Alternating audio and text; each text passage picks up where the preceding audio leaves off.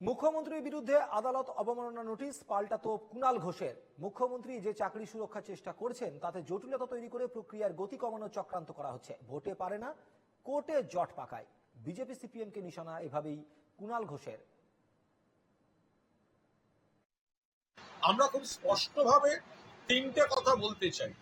এক, মুখ্যমন্ত্রী এদের চাকরি সুরক্ষায় যে ব্যবস্থা করছেন, যে প্রক্রিয়া নিচ্ছেন, সেটাই আইনি জটিলতা তৈরি করে আটকে দেওয়ার জন্য এ ধরনের নতুন নোটিশ বা এই জটিলতা তৈরি করা হচ্ছে।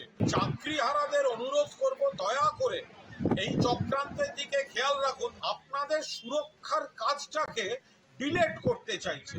পয়েন্ট নাম্বার 2, এরা এই রাম বাম এরা ভোটে পারে না, তাই কোর্টে জটিলতা তৈরি করতে চায়।